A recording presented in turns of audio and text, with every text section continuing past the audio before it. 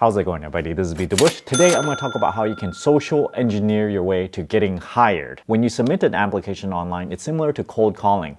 There's no connection between you and the hiring manager, but there are ways to artificially inject some kind of connection. This video is brought to you by Moomoo, the free stock trading app. I know there are a lot of free stock trading app out there, but you can have more than one free stock trading app. You can get 15 free shares of stock just for signing up and depositing various amounts of money. Check out my referral link down in the video description below and you can help out this channel as well. Let's talk about networking events first, right? We know that the more people we know, the more connections that we can build, the more chances are that we might get hired at different companies. And right after they connect, they just want to leave. They just want to collect as many connections as possible without getting to know the other person. So I like to just bring up that it's the quality that counts. You don't need to meet like 15 different people. Those are low quality connections and they're not going to help you anyway to get a job. So I think the best way to do it would be to limit yourself to just one or two people that you meet, even if it's at random, right?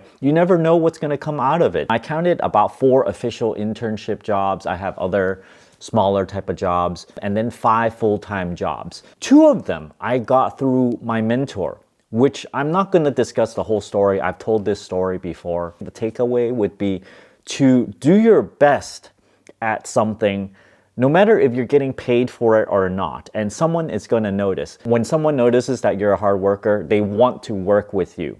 So while the first thing that you did, you might not have gotten paid for it, but whatever results that you generated, someone's going to see that, and then people are going to be like, wow, that's really good. They want to hire you afterwards for whatever reasons. Just pretend it's an experiment where you give it your all, do everything that you can, and see what comes out of it. This holds true even on YouTube sometimes. If you see me doing sponsorships, sometimes I might not even get paid for it. And sometimes I just feel like doing a really good job on promoting whatever product it is because I really like that product and I just want to do a really good job. I don't care how much time I spend on it. Maybe I might spend a day or two and it might take a lot of work, but at the end of the day, I feel proud of that short snippet of video that I made. Well, if you like it, the other advertisers are gonna like it too. So when they see it, they're like, wow, you know, this is really good. I want my product to get the same treatment. So they're gonna, email you, this is what happens to me, and ask to be in the video as well. So this is a really great way to get started on if you want to do whatever subject that you want to review on YouTube. Let's say you want to break into reviewing electronics. You buy your own electronics, do a heck of a good job reviewing them, regardless of what people think, regardless of you're getting affiliate commission or whatever, you just do a really good job. And so on and so forth. People are going to notice and going to give you jobs. Now let's take a look at the opposite. If you quiet quit, right?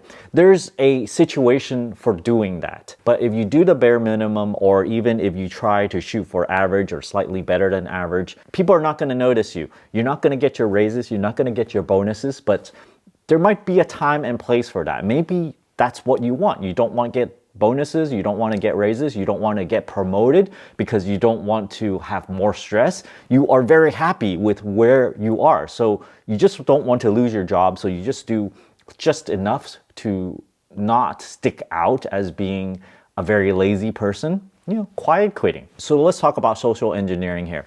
I wanted to work at a place, and when I looked it up, I saw that someone that I know works there. However, I don't know them too well. I don't know them personally, but I managed to sneak in there during a phone call because it's really easy to get a phone interview once, something matches up, and especially if you apply online directly with their website as opposed to, let's say, on monster.com or any kind of thing where you can just blast your resume out there. When you go on an interview, you just casually mention, oh yeah, I know so-and-so person, it's like a friend. Once you say that, it's like you're in. People think that, oh, you're connected to the company somehow. So you have a leg up on someone that is not connected to the company at all. Especially if you're connected to someone that's pretty high level at the company, and they're well respected, then, they sort of associate their skills to yours because you know them. This is the same breed. You went to, similar type of colleges. It greatly increases the chances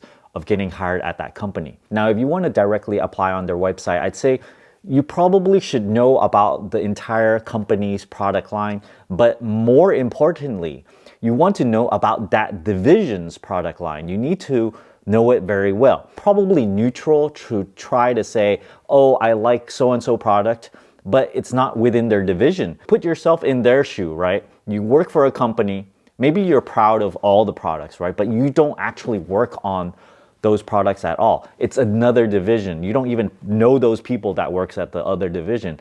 And the person that's applying is like, oh yeah, I really like so-and-so product. You had nothing to do with it. Neither does your division. So it doesn't work as well. So make sure that if you give compliments about their product, it's the product that they actually worked on, or maybe that the last product that they release, know something about that. That's more important than knowing their entire product line. If it's a consumer product, you might want to go to the store, fiddle with it, borrow it from someone that you know, actually use it so that you have some good things to say, some very, very specific good things to say about the product without sounding like you're a kiss butt.